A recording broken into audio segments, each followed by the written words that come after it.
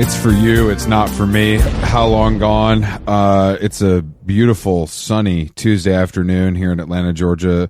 Ready to tap in with Big TJ. How are you? Oh, I'm great. I did a little. My knees got a little cuckoo. I was doing some tennis drills, and I was a little too big for my britches, so I had a little soreness. So I was doing some sledding to get my all my tendons back where they should be tendon to. Okay, good. And I feel great. I forgot that tendons are named because they're tendon to the muscles and the bones around them. A lot of people do. A lot of people forget that, but yeah. I actually just got off the court. I have met a new pro here in Atlanta. His name is Ross. He looks like he was out of Tennis Central casting. Mm-hmm. He wore me the fuck out, Jason. Mm-hmm. Couldn't have had more fun. I did it yesterday. I'm going to do it tomorrow. So I'm doing 2-a-days. I found a personal trainer as well, who's a big disc golf player, which I'm going to let slide. I love disc golf. I know you do. I was thinking about that. Of course. He goes, I'll do a quick 18. You know, he's a University of Georgia graduate. You can imagine the voice. I'll do a quick 18 on the weekends. 40 minutes, man, if you're out there alone. But so I've locked into my fitness routine. I found my people here in Atlanta, so I'm feeling centered. What are some common threads for your people? For your Chris Black folk? Oh, they accept my Venmos for teaching me something that pertains to my body. Okay. That's really the only. I don't really care about any of the other stuff. Okay, so when you say I've found my people, you mean my employees? I mean my fitness professionals that I'm able to build with for a small fee. And you're more than happy to pay their fee. Yeah, I love paying the fee. I mean, I was with my friend Farshid because he introduced me to the pro, and he was like, I'm like, do you ever hit with like your friends? He's like, no. And I'm like, why not? He's like, what's the point? Like, I'm not going to get better. I'm just going to run around and chase fucking balls all day and watch some guy try to serve. It's a waste of my time. I'm going to he hits with a pro 6 days a week. Damn. I mean, your friend has a point, and it is definitely a luxury in LA and New York and other cities, but maybe down in Georgia, like one could afford to do that without being a multimillionaire, right? Yeah, you can. Yeah, you can. I mean, it's much more reasonable. Obviously, your man is papered up, of course, and it is a little bit of that's true. That is true, but there's also a thing that I've noticed, and I've talked to other people about it. Actually, our friend Sam Macon, who we play tennis with, he said he was just in Wisconsin, and he found like the local kind of central casting tennis pro. And everyone says the same thing, just like I hit them up and, hit them up, whatever it is. And they fucking wore me out for 2 hours, bro. Best thing in my life. And there is a little bit of an interesting energy. There always has been with the tennis pro or the tennis coach and like the rich guy of like, I want you to put the spurs to me. I want you to smear my guts across this clay court. So there's a little bit of, who were we talking to about Billions? We were talking to Ghetto Gastro about my man from Billions who likes to get stepped upon. Yeah, that's me. In some type of, people who are in a position of wealth and power want to maybe be dominated by a young 19-year-old, strapping co-ed college player. And there might be a little bit of cuckold flavor in that mix. I'm obviously not saying that you're one of those people. Not me. No, not me. Well, you're an athlete. To be fair, other people do it for more sinister reasons, perhaps. These guys are probably closer to our age than college age, but they did play in college, which sets them apart from us physically. And also, their tennis IQ is incredibly high, much like my regular IQ. Of course. But regardless, he whooped your ass. Yeah, of course. Easily. Yeah, of course. And he probably wasn't even playing at full speed. Oh, no. He was playing at 10%. He was sweating, but that's just because it was a little warmer. Sure. So that, I'll take it. It's a climate crisis issue. It has nothing to do with Bryce or whatever his name was. I just feel crazy. But I'm glad to be here podcasting with you because there's Pitchfork put out this list of the best songs of the 90s. A decade near and dear to your heart. The only decade that matters musically, 250 songs. There's definitely not 250 good songs, maybe ever. So that's a little total tough. in the history of music. And they've got some, like Brimful of Asha by Corner Shop, which I love. 230? I think it could be a little higher than that, personally. I don't want to get stuck on that, though, because I think Corner Shop is just glad to be on the list at all. that's true, but I'm kind of speaking up for them. I'm a voice for the voiceless. Pulp, Common People, 18? I think it's a little higher than that. How is Pulp going to be lower on the list than fucking Mobb Deep? Give me a break. I think Common People being at 18 of all time in the 90s is remarkably higher than I would have expected it to be. Obviously, I love that song. It's a great song and it was a hit, but it was definitely not like a song that most people in America ever caught wind of. No. You know what I mean? But the top 4 are, I think, what's going to really interest you, DJ Them Jeans, and as well as me. Liz Phair, Fucking Run, number 4, which is making me feel very good. Unfortunately, Aaliyah, Are You That Somebody, at number 3.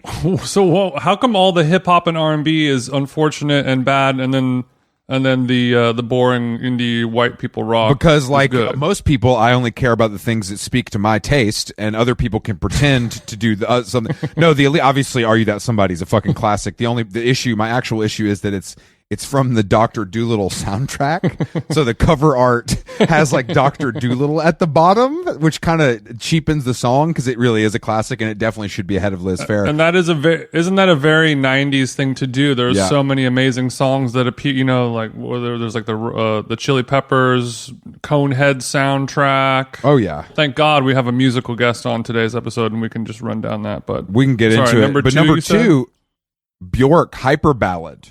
Number 2 of all time. I mean, I guess that's the number 2 Bjork song of all time. I don't know if the number 2 song of all music. But I want to understand that. I want you to, for reference, number 1 is Mariah Carey Fantasy Remix featuring Old Dirty Bastard, which is a giant song. So the fact that a Bjork song that is good and was obviously relatively big for Bjork is number 2, and then Mariah Carey Fantasy Remix featuring Old Dirty Bastard, which was like a massive pop crossover hit.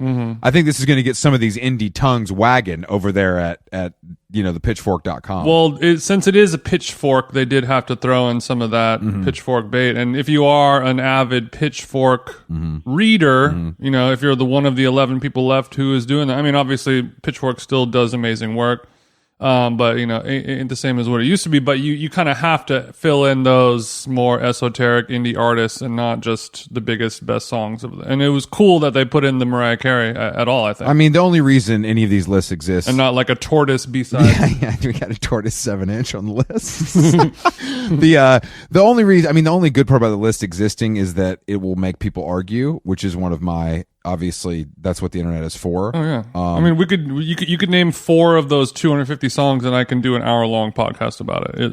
Easily. It's manna from heaven for a chatter. That's called Bandsplain over there at the Ringer Network. They've already got something kind of covering that. Shout out to Bandsplain over at the Ringer Network. Over at the Ringer Network. Bill Simmons, come on the pod, you coward. Bill Simmons, Bill Simmons, you're a pussy. We've said that from day one. If you want, we're talking to real radio guys on this podcast. We ain't talking to these little podcasters. You know what I'm saying? It's a little different over here. We talk about real stuff, not how my socks are doing. You know what I mean? And I'm not talking about the Uniqlos. I'm talking about I'm talking about the red or the white. I'm not talking. But I wanted to also discuss the Rihanna Super Bowl. Oh yeah. The big announcement. Which it leads me to believe that she must have new music coming. How does DJ Them Jeans kind of feel about this? Because I think Rihanna is unfortunately musically over the hill unless she really taps in with some goats. I'm afraid I might agree. I mean, she is in mommy mode.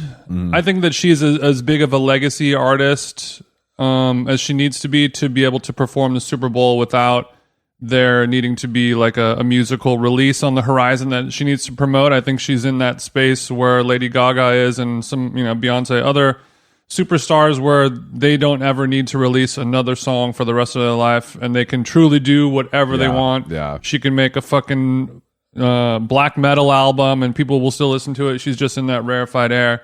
And I just want Rihanna to run through her fucking classics, do a couple surprises.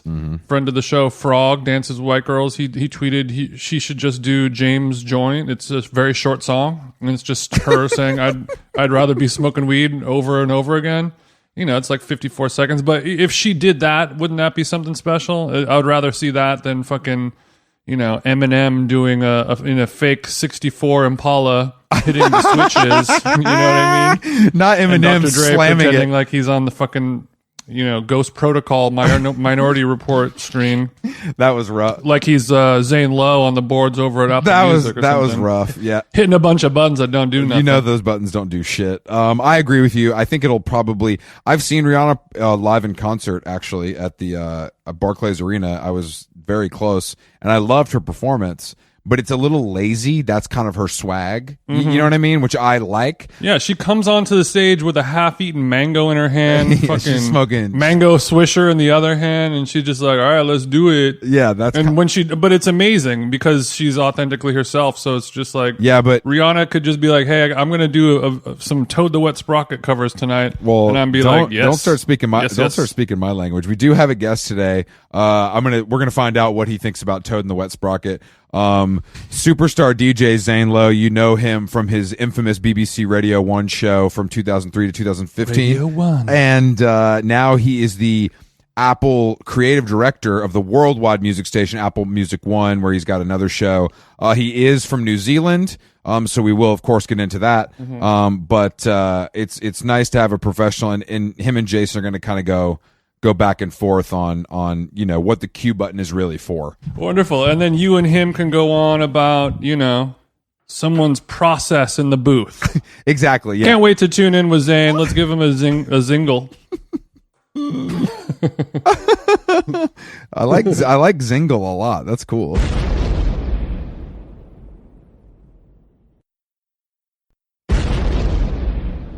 We've got our terms and conditions on how we communicate as people. We can begin. Yeah, this is us asking for consent and you doing the same, and I'm glad that we were able to kind of figure that out before we got started. Are you coming to us live from the Apple One studios in beautiful Culver City? We are indeed. Well, I am. Yes. I'm in the Apple One Studio A here in Culver City. In our first this is the first kind of Apple designed radio studios that we got to move into after our kind of hurried and hectic beginning. What's your destroyer order, if you don't mind me asking, Zane? Very good. That's some inside baseball right there. I hit him with an oat milk flat white. Got to get my flatty in. Flatty. Got to get a flatty in. Got to get my flatty. Just tastes in. better. Okay. Got to get a flatty in. Might get a little avo on some spelt bread with some seed action. Oh yeah, that bread is dank, isn't it? Full of seeds. It's a lot. There's a lot of seeds. Not the seediest bread I've ever eaten in my life. That was almost unedible. Wow. Okay. Shots fired. So you're saying there's some bread that has more seeds that you've had. That doesn't necessarily mean it's better, Chris. Okay. Exactly. No. I mean, shots not fired, because I actually found that the seed to bread ratio on the seediest bread I've ever eaten was just unedible. At a certain point, there's only so much the loaf can take, and this is sort of the style of conversation that we're going to be doing today. Zane, you ready for it? There's only so much a loaf can take, and I mean, if you're gonna attack a loaf that's really heavy in the seed to yeast count, then in order to mask the overwhelming texture of seeds, which are fine if they're in a hand and loose because you can adjust them in your mouth accordingly. Oh. But if they're gonna be in a pre-designed framework, architecturally designed seeded bread, then you need a spread of exceptional strength. I mean, you're talking about like an original, like Australian Marmite or a Vegemite that's going to be able to take that. All right, calm down. I knew you were okay. We know that New Zealand and Australia are in your pockets as always, and they've sent you here to kind of infiltrate our country. You started first with England. You kind of did your thing there, and they're like, okay, it's time for your final mission. You're going to Los Angeles. Me, Celeste Barber. Who else? There's a lot of you. Kevin Parker. Yeah. Oh, Parker. Kevin Parker. Parker's already done too much. Tyker is definitely he's definitely doing the government's work. So what is the different? Now, I'm not as educated as you guys, of course. But what is the difference between?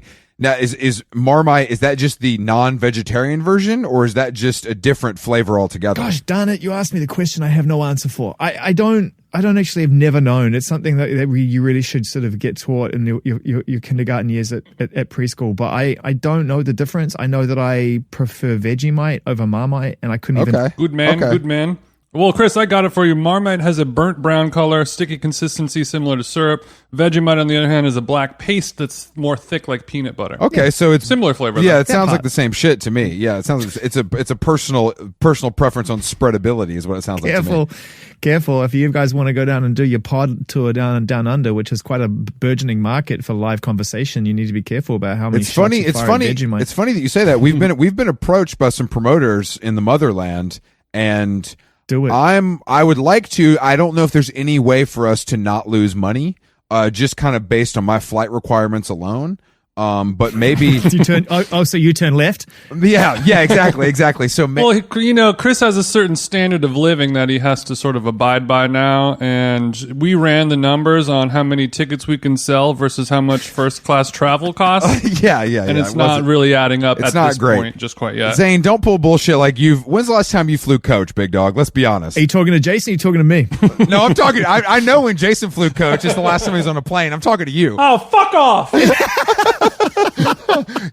I love the idea of Jason rolling up to your house sometime, Chris, and going, "Do we do the same pod?" Yeah, I mean that is my dream. Unfortunately, I'm a really great boss, and I kind of I'm really about employees' rights. And Jason has formed a one-man union, which is kind of fucking me right now. But I have to let it go because I want him to show up for work. I think when it's a one person union, it's just a tantrum, isn't it? Yes, that's what I would say. Yeah, it's pretty much just me yelling into a megaphone saying "Stand tall, brother," not brothers. It's just me, brother, singular brother. Now, Zane, I wanted before we dig too deep into this wonderful convo. Yeah, I was doing a little research on like surely you've done zillions of interviews over the years.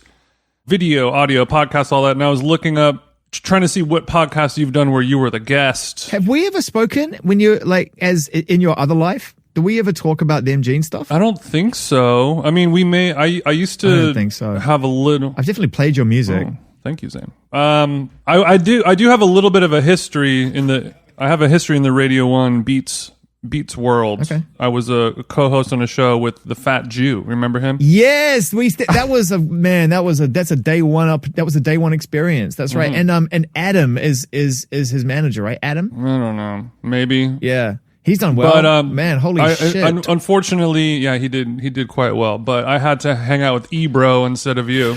Yeah, I know, sorry about that. It's all good. It's all good. It was a great show, but we'll get more on that later, but the point I was trying to make is I didn't really find any podcast where you were a guest being interviewed. I found one podcast where you did Jessie Ware and her mom. They do a podcast. It's sort of food related, and it's a lovely show that I've heard before. But you were a guest on that show. I'm like, oh great, they're going to interview Zane. They're going to bust his balls. It's going to be some good British humor. And it was just you interviewing them on their own podcast. So, yeah. Have you ever done a podcast where you were the guest? There's two ways you can look at this really poignant observation. One is that you have an exclusive right here. Mm-hmm. The second one is that when it comes to crossing the threshold into pod world, I have been consistently told, "Sorry, mate, you're not on the fucking list." Wow. Your name's not Dan. You're not coming in. Exactly. So you can look at it. You can look at it either way, but I don't know. I had a roundabout entry into the podcasting because, in a way, I was doing podcasts for fucking years, mm-hmm. and they just weren't called podcasts. And then by the time everybody found a way into podcasts, I think people probably thought that, like, why would we talk to a guy who talks to people? Mm, sure. Either that or I'm just not likable. No, I mean, I was talking to Chris before the show, and I pointed out that observation. And I was like, are we going to eat? It's win-win for us. We're either going to be interviewed by Zane Lowe on our own podcast, which is, a wonderful feather in the cap, or we get to be, in my knowledge, the first people to interview Zane Lowe on a podcast, which is an equally great feather in the cap. The truth is, I've done a couple others. I did a Gary V one because Gary talked to anybody. I'm just kidding. Gary's been very kind to me. And then I did a Phil Keegan one. Phil is the creator and host of The Amazing Race. Oh, okay. And so I may have only been on sort of 3 podcasts that I can think of to date. But if you think about Jessie Ware and her mum, Gary Vaynerchuk and Phil Keegan, I'm pretty flossy in it. Yeah. You know what I mean? You're touching a lot of bases. And they're very far away from each other. I mean, Gary Vee. I mean, obviously, Gary Vee's a douchebag. Not your words, our words. But if he calls me and says, "Come do my podcast," I'll be like, "Hell yeah, this is going to be awesome." Yeah, well, that's the great two-faced side of show business. I mean, once you realize that it's okay to use it, you got to use it. Is how it goes, right? It's like, man, I fucking hate that guy, and then you meet him at a party, and you're like, big fan, big fan. Oh, so you've met Chris. That's my whole thing. So I've come around on a few people because actually, we had the 1975 on the show, and I've been kind of an adamant anti-Jack Antonoff kind of leader of the movement. He really rubs some people up, huh? It's interesting when you mention. Well, Jack not him as a person. No, I'm but sure as he's a producer, a nice guy. as a producer, that's what I mean. Yeah, he's ruined some careers of people I quite like. So I'm a little up in arms about it. But then the guys from 1975 were like, "No, bro, you would love this guy. You need to build with him." So now I think it's time for me to kind of cross the bridge and invite Jack onto How Long Gone to see if we can squash it. That's what podcasting is all about. It is. It is. You what you do is you create an imaginary beef, and then you create an imaginary solution. Exactly. That's all. Chris is down to explore growth emotionally as a person, as long as we could sell more ads against that. You know what I mean? Yeah. Dude, I'll do the work. You got to keep turning left, and if you want to keep turning left, you have to sell the ads. Yeah. That's how it goes. Well, actually, that reminds me of a subject I also wanted to talk to you about. And you said that the podcast world, for whatever reason, is not as interested in you as you think they are. Did I say that? well, you said, what do you say, like the podcast world doesn't want me or something I like said that? I said that I haven't been no one's like running down the road throwing like invitations under my door, but I definitely didn't. But the bit I take exception to, Jason, is I never expected them to. Like I never thought they would. I never went into like this kind of like more condensed, populated, focused place where conversation is the only thing. Like remember, like my interviews came from music. I got my whole life's journey started because I listen and love music, and then later on it was like, oh, there's some conversation that we can have around this, and then over time, I suppose that gets deeper and a little bit deeper and a little bit deeper, and here I am now at this point in my life. But I never ever I never woke up when I was a kid and all my synapses were firing and I was seeing the world and all what was possible and thought, talk. Sure, I understand. That wasn't my dream. I didn't either. It found me. Yeah, but also you're in a position like a Howard Stern or something like that where even if you were getting a bunch of offers to do podcasts, like why the hell would you? You're locked in. You're in this amazing position where you kind of have so much power. You get to do whatever you want. And you make a good salary. It doesn't depend on ratings. It doesn't depend on any of those things. So why would you? That's fair. But I guess my point is, at a certain point, I'm sure you're going to have a long, illustrious career at Apple, but eventually you will be sent out to pasture. So my question is, are you going to switch to Patreon or an ad-supported revenue stream? That's a great question. I haven't given it enough thought. I need to start thinking about this. As soon as you mentioned the P word, no. We're decades away from this, but I'm just planting the seed as your financial advisor. I don't know, man. I might do something altogether different. I might be talking. How many real estate holdings do you have currently? Because that could be a nice pivot for you. Yeah, just something to think about. You got to diversify. I mean, talkie is never going to be enough. What do you do with the money you make from the talkie?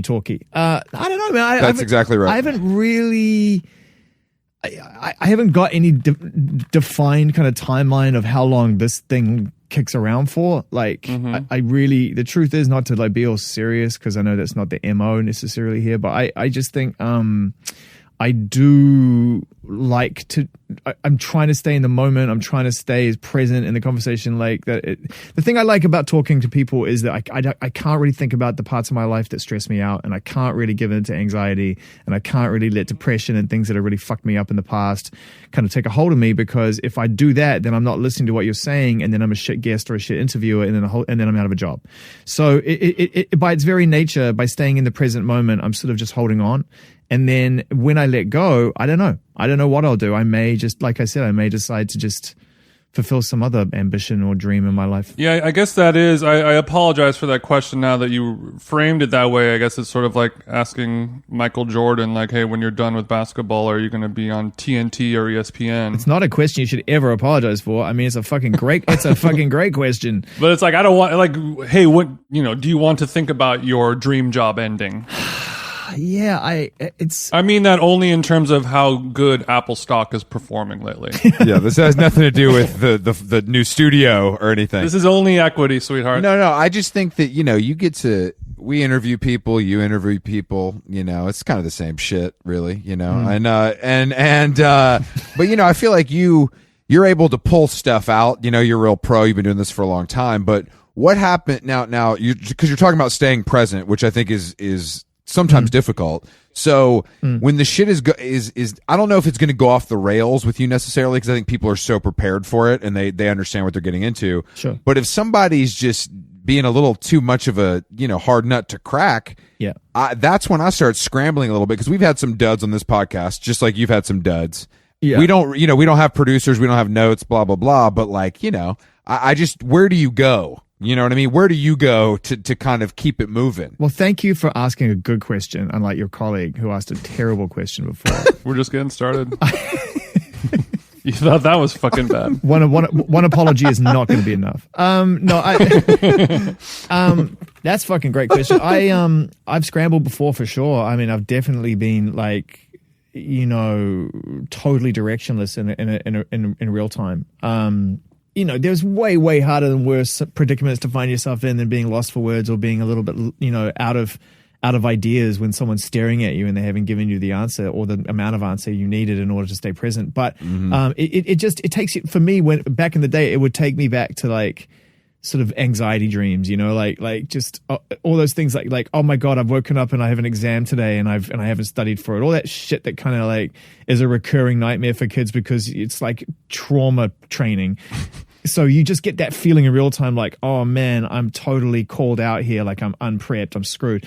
And so now I lean in to it. Mm-hmm. I try to be really unaffected by it and just think this is an experience, just like a good experience happened yesterday. This one is just as real as that one was, and just keep it as human as possible. I mean, I had one the other day with somebody who's actually a really good friend of mine who was just kind of wasn't really in the mood to be interviewed and wasn't rude, but was just trying to find his answers. And it was early and he was just like, man, it wasn't snapping. It was just, we had to just kind of take our time. And rather than me try and rush him and try and push him or try to overcompensate, which is how I've definitely handled it in the past, I just let it go and just let those silences go and just not judge him and not be mad and not be upset and not let my ego get in the way. And at the end, he was like, oh man, there was moments there I was just trying to find what I was trying to say. And I said, that's entirely you have every right to do that. That's more of a them jeans. That's a them jeans method.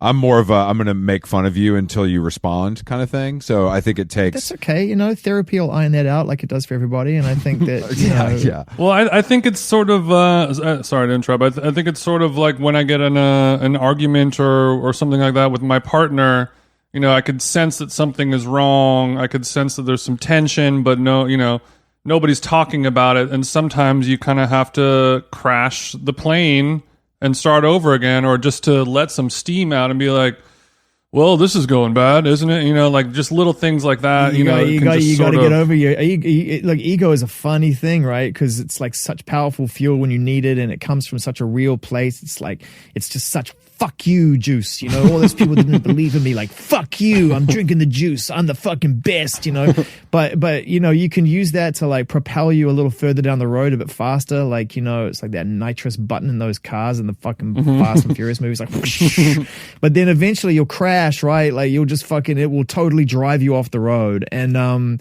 so for me, it's like I try as much as possible to to live an egoless existence. So I'm quoting Kurt Hammett from some kind of monster. All right, bro. Look, I've seen you. I know you interviewed Rick Rubin, but like you don't have to steal his swag too. Exactly. Relax. No, I'm retracting that statement. It was for humor purposes only. Like I'm still as much of a nightmare at times as anybody, and certainly as I have been. But I try not to let it get in the conversation space where I try not to take it too fucking personally, man. I try not to, and sometimes it happens. Sometimes you're like, man, and mainly that comes from like, man, this could have been so good. Like I knew my shit. I know I know that you're great on your day, and this could have been something so great for people to listen to, and it just didn't land. And so it's more the missed opportunity that truly fucking stings. But in terms of it being like, what a waste of my time, like. Fuck that. You're lucky you have any time at all. Yeah, I'm with you on that. I never feel like I never feel like I wasted my time doing this. I've never had that. I'm sure Jason might have because he does the editing, but I've never really felt like that. Like I've never, even if it's bad, I'm like whatever. It's Jason. I always equated it to like being on like a bad date. It's like I don't give a shit. I'm gonna eat dinner anyway, so I'll just make this right. fun. Exactly. Like what difference does it make? And you know what's really funny is a lot of the time the people who've fallen in love with this podcast and this whole world that you've built and stuff is they want it. They want to hear all of it. Like if everything just goes one way all the time, then there's no kind of seasons to this whole thing, you know, and too much sunshine is annoying too. So it's like, you know,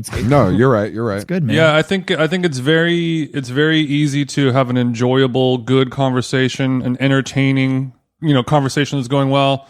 I think it's a lot more challenging and interesting to have a conversation that's going terribly be entertaining, and then that sort of enters sort of like a Nathan Fielder kind of. Well, also just leave it in. Like, leave it in. Like, we have this real sort of propensity as a species to try to iron out all of our wrinkles. And, like, if it's fucking awkward, it's awkward.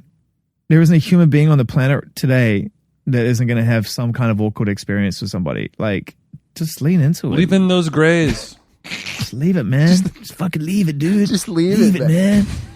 Leave it, bro. Leave it alone. I'm gonna take that. I'm gonna be more standoffish on this show so that we kind of can create so we can kind of create some of that. Jason, just take that note down if you don't mind. There's that boss gene in full effect. Look at that, huh? A couple times already in the show, you mentioned a common response that a lot of people have that get interviewed a lot or around the interview world a lot is somebody will ask a question and you'll say, "Oh, that's a really good question." I did, didn't I? And that always reminds me of. I mean, obviously, you say that because you're so used to you've heard every question because you've asked it, or you've actually. There's multiple reasons for that, Jason. One is we ask questions so often we want to give positive affirmations to others because we know what it is to be on the receiving end of an answer. So definitely, it's kind of like a little bit of a quid pro quo. Like you're asking me a question now. I know what it's like to be on your side of the desk, and so let me just like put some goodwill into the air.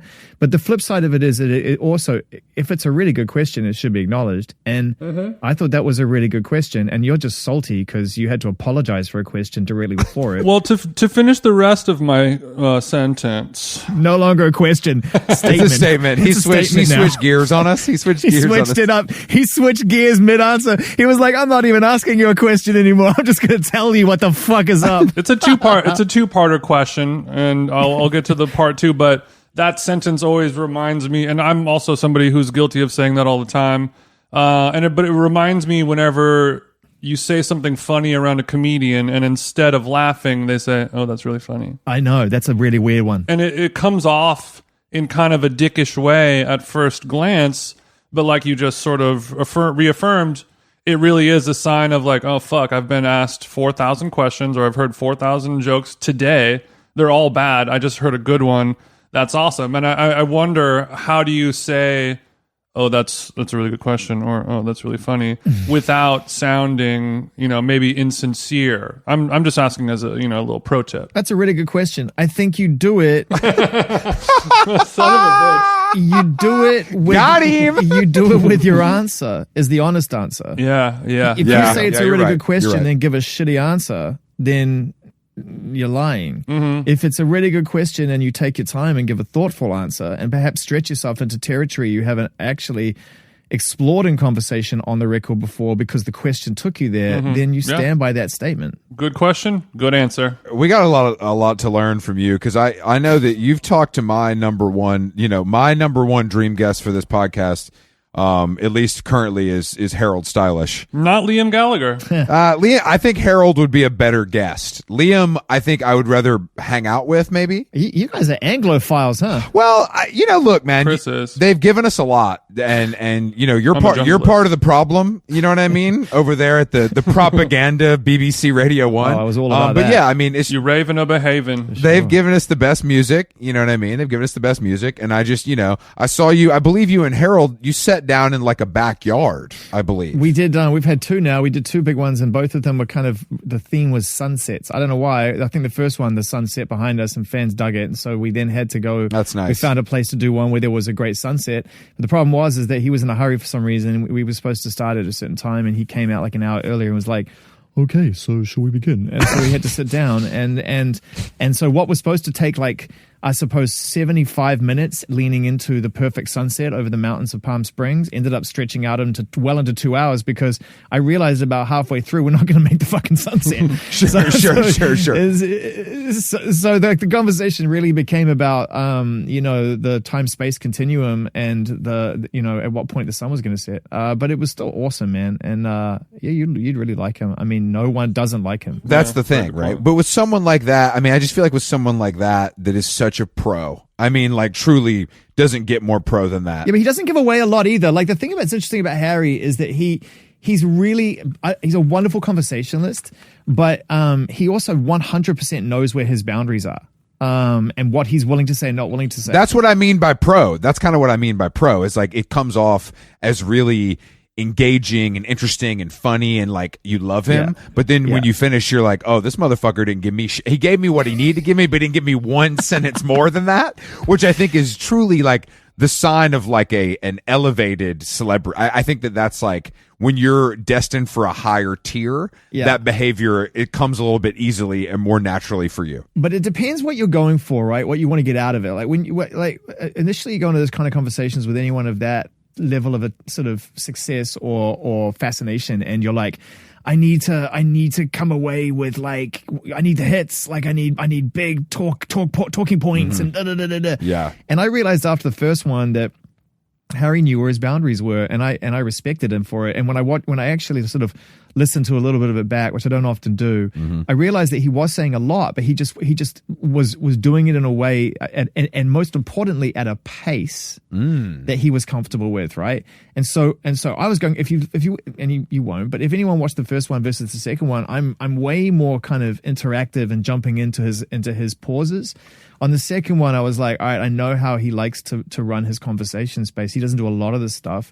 So let's just have an experience on his terms. Yeah. And that actually was really fun. It meant that I wasn't sort of looking to try to pivot or twist the conversation in certain ways.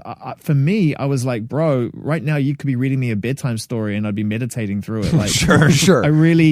I just wanted to have a really very productive and good experience with him. Yeah, that the fans would enjoy. Yeah, but that's also interesting, because I think that, like, getting to have, and we'll probably get there too, but getting to have the same person of that stature on and have multiple conversations and kind of understand what's going to work better and like learn from that's like, that's pretty invaluable. You know what I mean? As far as like, honing your craft. It's like, yeah, everyone we've ever recorded with is the first time we've ever talked to them in most cases. Yeah, but you will talk to, a Maddie or a Charlie again or somebody, and for sure. And when you do, then you will naturally kind of want to take it into a different space. I mean, Harry's it's interesting you bring him up, because a lot of people watch our conversations, but not a lot of people want to talk about them. And, well, actually it's not true, because no one really wants to talk to me about my conversations at all. So perhaps he's just part Maybe of that's the because catalog. all the people watching them are 11. It's really about me, and no one wants to talk to me. Exactly. But so with that being said, I haven't really had a chance to really talk to many people about the Harry piece,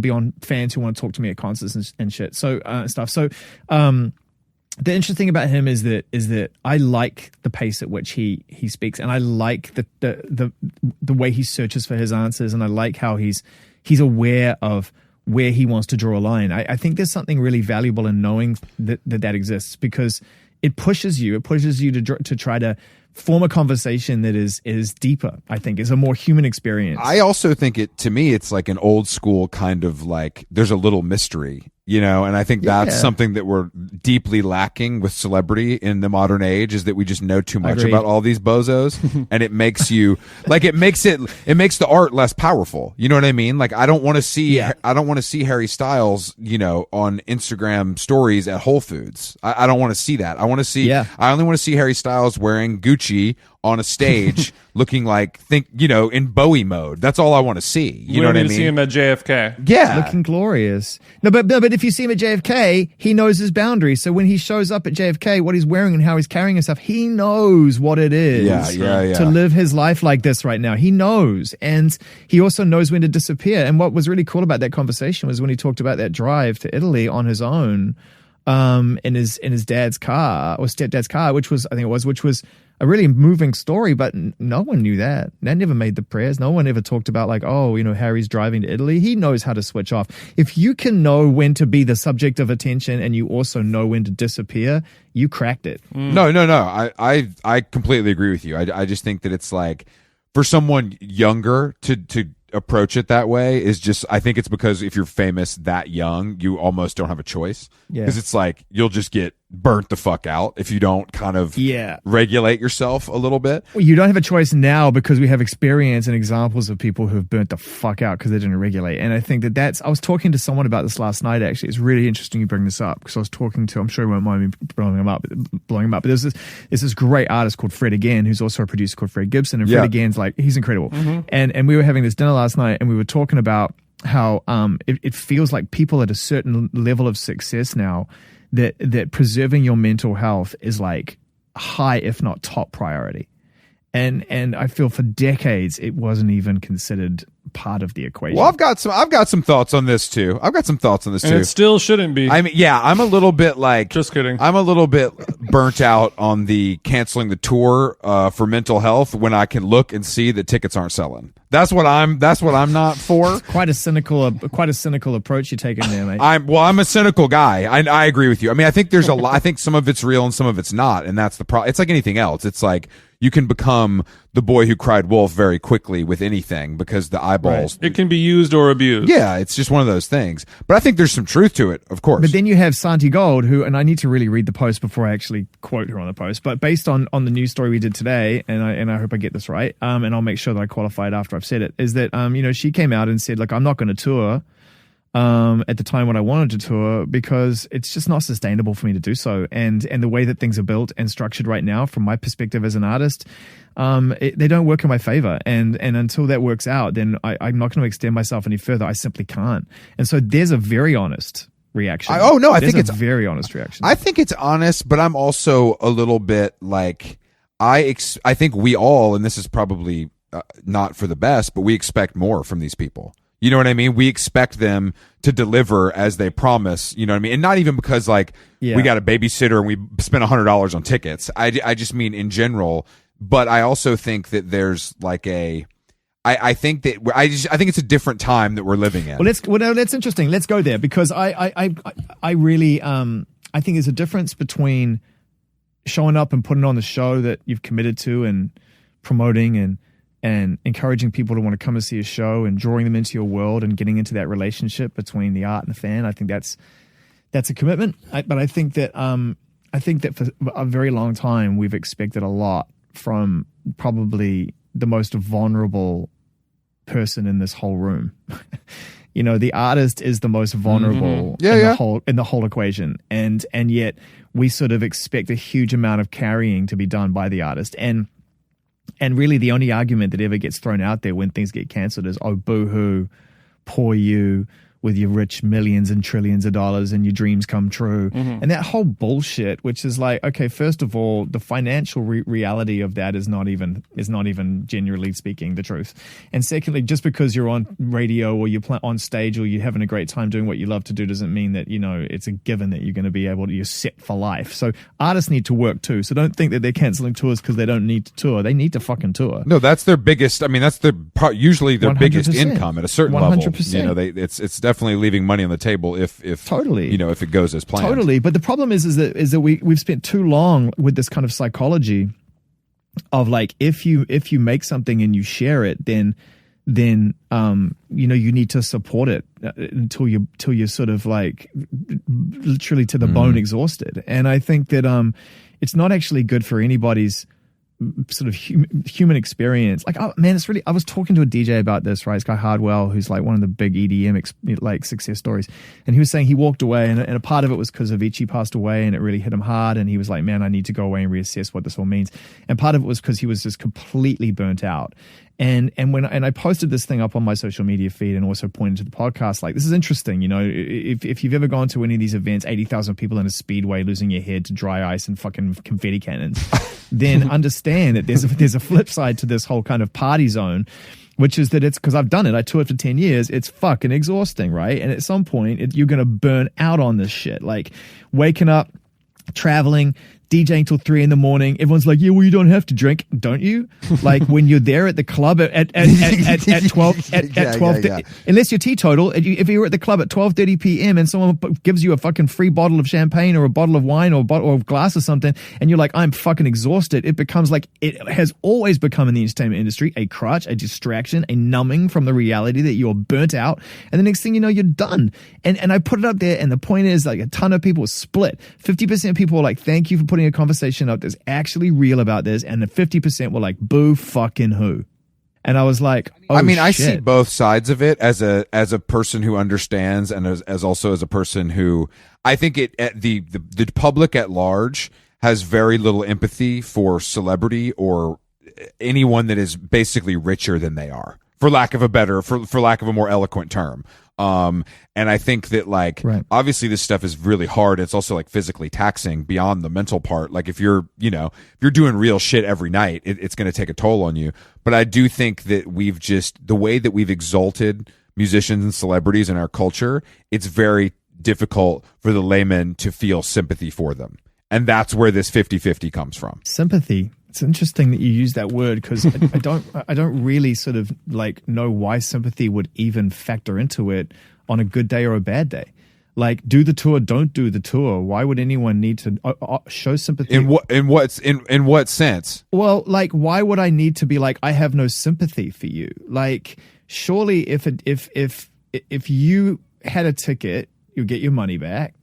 If you love the artist, you'll hold the line and wish them well. And if you're not either of those things, don't be entertained by the story.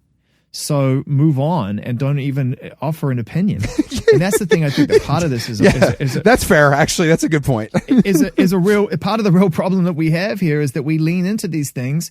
We fucking shout about it. We burn it to the ground, and then we act like we didn't want the fucking trees anyway. Mm-hmm. So it's like, what are we doing? Like, these are real people doing real shit. I don't think anyone pulls a tour and wants sympathy. I think the best they can hope for is understanding. I think they expect anger and frustration from a certain portion of people who do ultimately, because they're having a bad day, like, I was looking forward to that. This is fucking bullshit. I think anybody who cancels anything goes into it understanding that's a reality. And I think they hope that turns around, and at the end of the day, they can come back and put on the show they want. But anyone who's just kind of in the cheap seats, showing or not showing sympathy, can kind of fuck off. I mean, I don't know what you really think about that. I mean, this is real life. This is real life. People get tired. People get fucking burnt out. Shit goes on. Life goes on. I got shit going on in my life right now no one knows about. It's to do with, like, my family stuff, like in New Zealand and shit. Like, it's just, shit goes on, and you do your best to not let it affect your performance or what you're doing all your life, because you take your job seriously. But shit goes on all the time. No, for sure. All the time. And until we get to a point where we actually let the human experience be multifaceted and layered without trying to, like, demonize people, I just don't know who's benefiting. Oh, I definitely don't know who's benefiting. I think that's a very good question. Like, I don't know. Everyone loses. Yeah, it's a lose-lose. I think whoever, Twitter, Facebook, TikTok, Instagram, they're benefiting. Yeah, but even that just becomes a terrible dirge, a thrash, an undertow of a really, really rough, short dump wave. Mm-hmm. It just doesn't survive. If that's all you are as a platform, you're fucked medium term. Well, I also think that the like fan culture has gotten absolutely. I mean, I'm sure you experience this on a literally daily basis, but it's gotten completely out of control. You know what I mean? Like the dedication is so crazy now that it's like any misstep is considered like a crime. And that takes us kind of back to the original sort of discussion point, which is like, how do we sort of at least create awareness? No one wants to stop somebody at a certain point in their life being passionate about something, right? That's what drives the whole narrative of life. You know, if I couldn't have been passionate and at times sometimes over demanding of the people that moved me, I wouldn't have done what I've done with my life. Like that's what being a fan of something is, right? But at the same time, I think it's just about awareness. And I think where we really can do some positive good is that when somebody does have the courage to raise their hand and say, I know I'm letting a lot of you down, but I just got to go and figure some shit out, that we at least protect the narrative from the people who don't actually have any investment in it. So it's like if you're a true fan and it's like you're upset, yeah, be heard. But if you're just part of like, you know, people throwing shit at the stage just because you bought a ticket, you have no idea who you're actually throwing shit at. Like, go do something else with your life. Like, it's really not useful. No, I don't think it's useful. I would agree with you, but it's been an interesting couple of years, I think, because a lot of this stuff also, like the behind the scenes kind of business stuff, is now reported on in a different way for like the layman to invest in. It's a lot of information. If that makes sense. What do you do with that information, right? You react to it and eventually it becomes a service. I get it, man. It's very human. We all do it. I still yell at the TV. I still do it. It's totally human to do it. I just think we have to pull up from being from trying to actively hurt people. If you're in your living room and you're just fucking going, this is bullshit, great. Totally. It's bullshit. Yeah, who cares? Yeah, that doesn't affect anyone. It's bullshit. And you know what? Yeah, be conscious of the fact that you're just being a dick right now. Be in dick mode. But it's like, you know, if you're gonna go, if it's about actively going out to hurt other people, then wow, what is, you know, we're sort of a naive, funny little species, aren't we? You know, at the end of the day. Well, we fuck up every day in a myriad of ways, and I'm glad that you recognize that. Totally, man. I'm a fuck up. Zane, hey, can you guys hear me? Hi, Jace. Yeah. Okay, sorry. Hi, sorry. No, I was talking, and I don't know if you guys were hearing me. What? I didn't mean that in a passive aggressive way. I was going to say, he's the pass ag one. He's the pass ag one in the team. It was purely from a technical standpoint. So, can you guys hear me out there? Am I coming in? I'm just trying to make sure I can. Is this thing on? Is this thing on, fellas? Thought this was a three-way. I'm feeling neglected. No, we were talking about, I was recently listening to an episode that you did with Stevie Nicks, and she was talking about how back in the day, if you have a tour planned, you just can't cancel it because, you know, there's contracts and there's the crew and the venues and employees and people with families and stuff that you have to consider. Yep. And obviously, there's a big age thing attached to that, whereas somebody from her generation, a woman in her 70s or however old she is, you come from a time where you just don't cancel it. And nowadays, people are like, well, I'm going to cancel it. And I'm not saying one way is better than the other. I think they're both, you know, faulted in certain ways. She's from a stubborn era, and the current young generation has sort of had an awakening of like, well, I can say no if it really means, you know, I could die from doing this. There's a few things to take into account there. One, you know, it's Fleetwood Mac. Mm-hmm. So, you know, and in that particular case, what she was referring to was the tour that they had booked with Lindsey Buckingham. Mm-hmm. And then Lindsey and Fleetwood Mac had parted ways. And so it was about like, well, this is really public knowledge now. Lindsay's not in the band. We've kind of shat the bed, right, as a band. We've lost a member. Sure. Yes, they have. Yes, they have. Right. This is, you can't spin this. It's like someone's left the band, right? Now, this is before hologram technology was perfected yet, so there wasn't really a lot of option. Yeah. So here's a band not making up an excuse. They're saying, look, a band member's left. So at the very least, what can we do to keep the show on the road? Mm-hmm. Right now, there's no guarantees that it's going to work. They're going to find a suitable replacement. In the end, they found two. See if Kate Renata's around, someone in there. He would have been amazing. Incredible. I mean, look, it's Fleetwood. It's Fleetwood Mac. They would have had a long line of suitors. But the fact that they went and chose Mike Campbell and Neil Finn and they got the show moving and everything else. they were true to their ambition, which is to your point, and this is to your point too, Chris, to do right by the fans, to stick to their commitment and get it done. And I think that there are really large financial implications. Fleetwood Mac stadiums. Yeah, it's insane. Huge numbers, big insurance policies, like a lot of stuff kicking around that if you can avoid getting into that sort of mess, then you should. And I think that they had the appetite to carry on. Their thing was like, we want to keep doing the shows. It's just Lindsay's not in the band anymore. So how can we do the shows? Now, I think when you're talking about I think it's like 3 or 4 artists in the last few months that have pulled tours and cited mental health as the reason, which is why this is a topic that it's the second time I've spoken about this today, right? We talked about it as a team on the show today as well. And I say that only to say that it's a hot topic to some degree.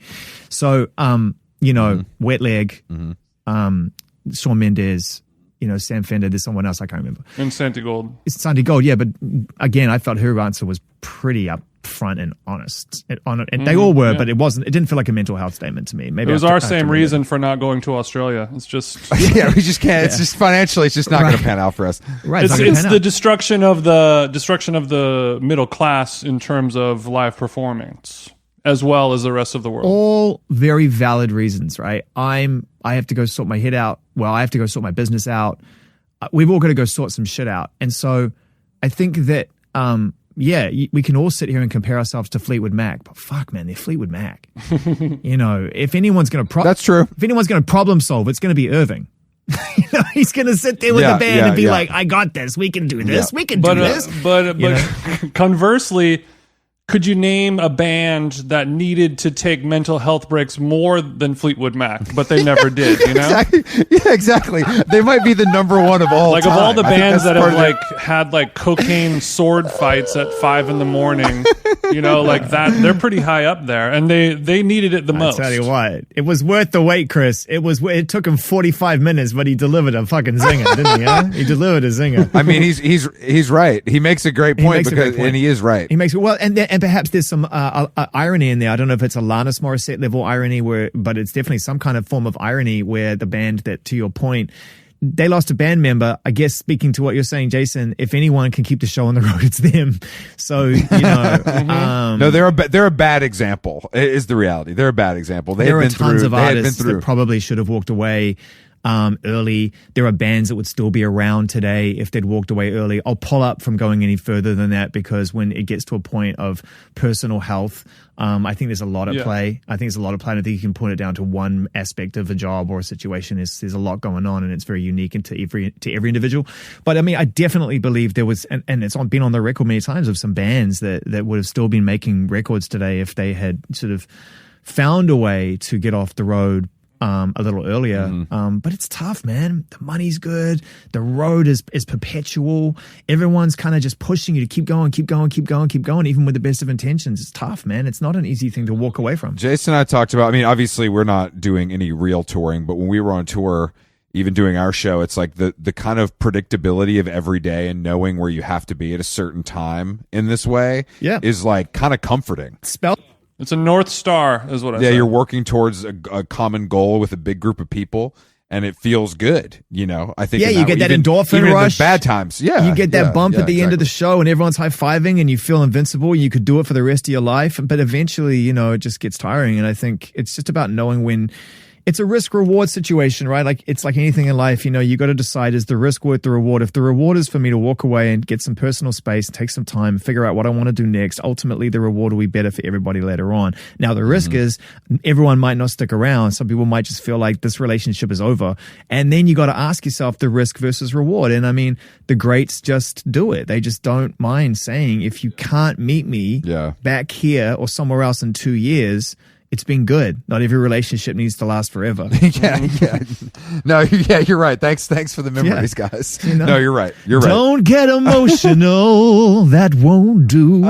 Speaking of relationships, I something I experience all the time when I'm just having a conversation with my partner, and she sort of feels like, oh, you're not really talking to me very much today because you're going to record a podcast later, and you're sort of saving up your talking chi or whatever. Like, so do you ever have that moment with your partner where you feel like you're not giving her your best material, or because sometimes Chris and I will feel like, what's the point of having a conversation if we aren't getting paid for it? Exactly. Yeah, but my wife's different, bro. She's like, why are you talking to me in your radio voice right now?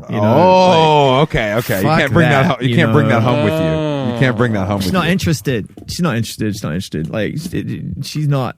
We've been married 23 years this year. That's not that you. Oh, wow. That's not. You can't have a relationship like the one we have if it's remotely attached to this stuff. Like, it's just none of it. Because what if I choose to do someone else? Like, well, that's that. I should have seen the signs, right? Like, keep the job, keep the wife. Like, it's not about that. She is the opposite, and I have worked really hard in my life to like leave it at the door. I know it's an obvious thing to say. If it's been a great day and I had a great experience, I'll tell her an anecdote or two or this or that.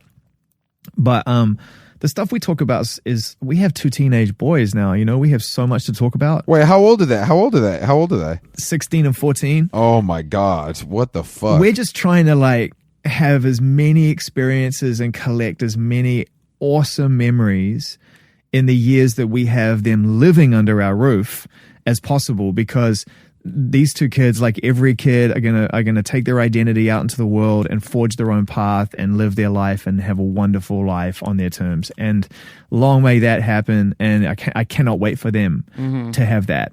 But at the same time, I'm trying to hold on, because I love my team. So you got a 16-year-old. So you got kids. You got 2 kids going to Crossroads. Zane Lowe's their papa. What? What the fuck? Like, now they do not go to Crossroads, bro. But that's hilarious. Okay, Harvard Westlake. Zane, how much money are you spending on Kids See Ghost hoodies every month? What's the over/under on that? Oh, dude, you're like the 3rd cup of coffee of the day, bro. Like, you just kick in around 11, huh? Zane, I got a follow-up question to that that's serious. Like, when you're a musical person, you grew up around it your whole life. You have a 16-year-old kid who's like, hey, can you buy me this band shirt? And when you're a kid, it was $10, and now the band merch is $270 on Grailed, $598 the next week. Yeah. What do you do? Are you like, bro, I'm not going to buy you this fucking $700 hoodie? What's the question? What's the serious question? The serious question is, what's the price cap on band merch? Where where you're like, I really want my kid to have this thing, but like, come on, bro, I'm not going to do the $700, Astro World pants. That's a great question. This motherfucker.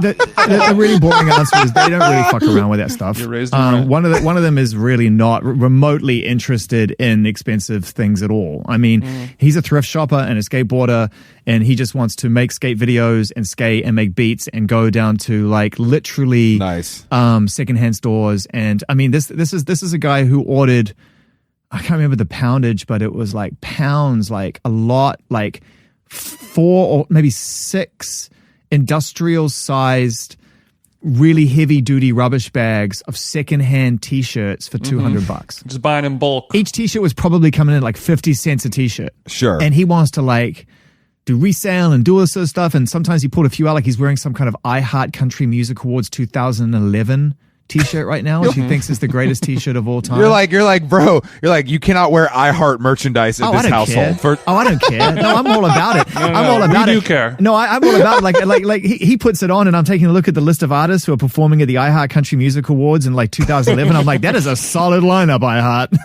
No, actually, I was just looking at the I Heart radio lineup from this year and then 2011. How the mighty have crumbled. It was all these great people, and like Avril Lavigne's headlining this year, I think. Yeah, but this is what I'm saying though, Jace. It's the Country Music Awards, I Heart Awards. It's not the I Heart Awards. It's the I Heart Country Awards. I blame Diplo. Yeah, it's Diplo's fault for sure. Listen, country music was just a glimmer in Diplo's eye in 2011. But no, they don't really care. And the oldest one is when it comes to band stuff, they did do it. We did buy it. It's most of the merch these days you get at cons it falls apart after 3 washes anyway, so it's kind of a short-lived fashion. It's a short-lived passion. And as far as clothes go, you know, they save up their own shit now. They all have their like chores, and they're all making a little bit of money here and there, and their little hustles and doing this shit. So I like that. Yeah, I feel like 16-year-olds these days really know how to kind of make it happen for them. In a way that we did not. No, we did not. No, and I'm way older than both of you. I'm a generation, if not more, older than you. So back then, I was just like, you know, how am I going to afford my U2 tour T-shirt? You know, so it's like, it's a different world now. But yeah, I mean, the merch thing, I'm all about the merch thing, man. If you can go and make exceptional merch and you can make a great margin on it, then do it, because it's your brand. It's you're the artist. You should be allowed to go do it. And if it's really good, I'll pay for it. Okay. Well, yeah, just go to howlonggone.com. There's hats, shirts, tote bags, all kinds of stuff. What is the one piece of merch that you guys haven't done that you really want to do? Oh, good question. I think I want to do. I think probably Remova luggage. No. Oh, it's good. Luggage is good. Maybe a driving shoe, Laura Piana, something like that. I want to do. We want to do dry fit, like actual hats for sporting, like Nike dry fit hats, and then I would like to do some performance socks as well. Very good. Just because I buy very expensive socks for tennis and running, and I just think there's something there. Ooh. I just bought. So are you familiar with the brand Falke, Falke? No. The British sock maker? No. Okay. Well, you know, I didn't expect you to be, because this is a little dorky, but I ordered 2 pairs of running socks, 2 pairs of tennis socks. It ran me about $150. Mm-hmm. Oh, okay. I got them, and I was like, these are fucking amazing. This is the nicest. This is one of the best things I've ever bought for myself. And it's really got my wheels turning on the sock market, and maybe that's really what it's about, Chris. It's about quality of goods. It is. It's about quality of goods.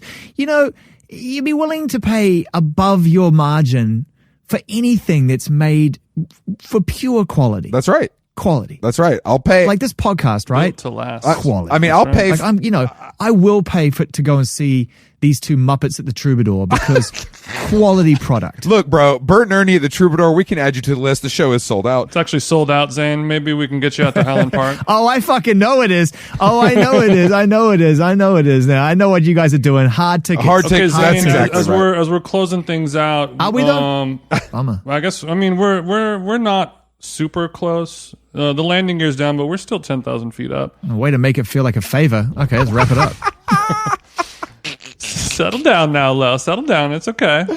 We were very excited and pleased to hear that you wanted to do this podcast, and I'd be lying if I said I wasn't curious to know more about how this came together on your end, because, you know, truly an honor. Are you asking me why I decided to talk to you? Are you like, tell me I'm great? No. No, it's not tell me I'm great. It's just like, we didn't even know you knew we existed. Yeah, it's then more. Our friend at Apple. Yeah, I have a really simple answer to this question. And we're like, what the I have a really fuck? simple answer to this question.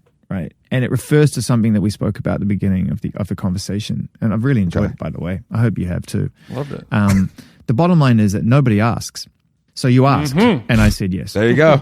It is that simple. Nobody asked. I guess it's that simple. What before we let, It's not entirely true. It's not entirely true. You know, you guys, I knew that I would have a different conversation with you than I have with most people, which is like an interview greatest hits. And it's like, okay, it's cool. It's great. I'm never going to feel, you know, I'm never going to do a half-assed job there, and I'm never going to feel like I'm grateful that anyone would take any interest in anything I'm remotely associated with. So I give my everything to every conversation if I agree to do it. But I just knew this would just be different, and it wasn't. But it's okay.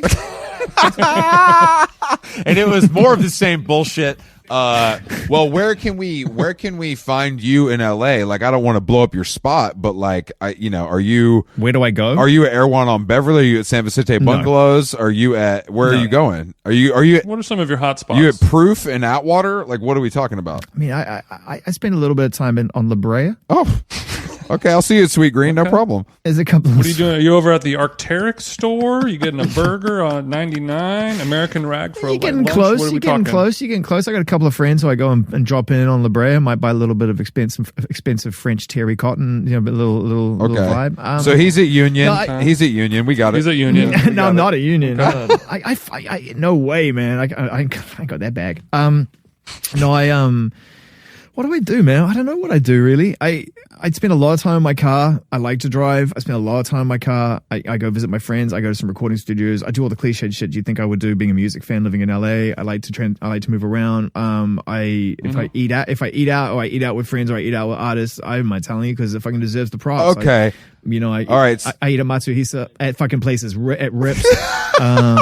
You're at Giorgio Baldi in Santa Monica. Awesome. Okay, I got it. I've only been twice to that, and I realized I wouldn't be able to get there on my own terms because the two people who took me were way above my pay grade. Was it Jay-Z or was it Rihana? You can just say one or two. It was neither, but both people have worked with both those people, so let's leave it at that. But yeah, I don't know, man. I like living in LA is the truth. I really do like living in this city. Like, having grown up in Auckland and loving my childhood there and my life there at that point, and then moving to London, which was so different. Like London couldn't have been more different to Auckland, and just falling in love with that in my sort of 20s and 30s, and just kind of pub culture and just making some of the best friends of my life, and just kind of also sort of experiencing that British way of kind of handling of relating to people, which is just so no bullshit. Like, no, it's just so no bullshit. I mean, the shit I used to get for just liking stuff. It's like, why do you like stuff all the time? Can't you not like something? So that was really awesome and great. But then moving to LA in my 40s and with my family and starting this whole thing, I love the city, I really do. And I recognize it because there's a lot of similarities to my childhood. And I like the fact that if we're halfway home and our kids are getting a taste of that life of being near the ocean and being able to skate around, and it's just an outdoor place. And I like that. And so, the truth is as well, to answer your question, you will always find me in a record store when I have free time. So take your pick. Like, Shouts to Paradise, Super Vinyl, Amoeba, Record Parlor, like Record Surplus. Like I'm always buying vinyl. Like that's my thing. So you've got a listening room. You've got a listening room at the house. I'm doing it now. I'm in the process of doing it now. And yeah, it is. It's a passion, man. It has to be because that shit ain't cheap. Boy, I tell you what. Vinyl got the last laugh, right? Hey, Vinyl, you're dead. We'll see about that, huh? We'll see about that. We'll see what you're willing to pay for it later on.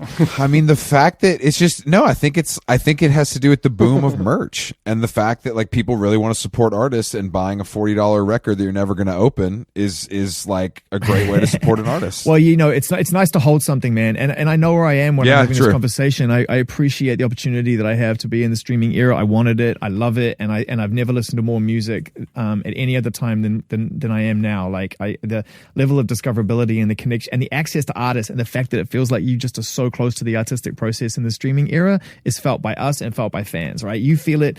We all feel it. Like everyone's kind of much closer. So I love that. But I love holding something in my hand. I love when I put the needle on the record. I love the fact that I'm committing to the experience, and I'm not.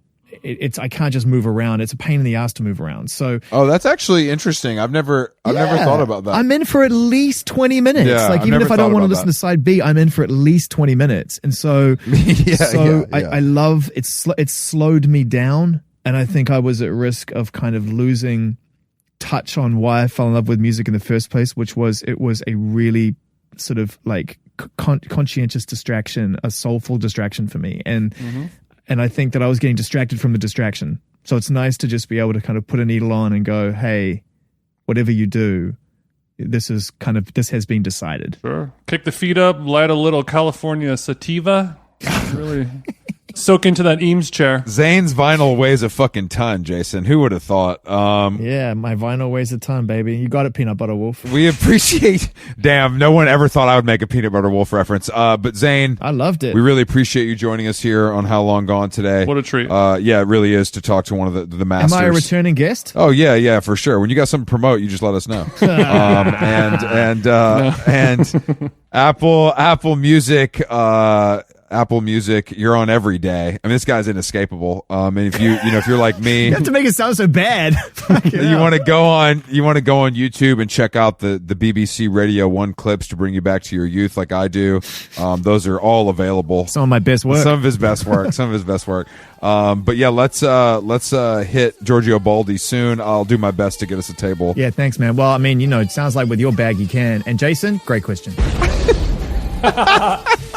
Well done. Wow. God damn it. All right. Thank you, Zane. We appreciate you, bro. Yeah, congrats on everything. That was really fun, and I'm glad things are going so well for you guys. Take it easy. I'll speak soon, I guess. Bye.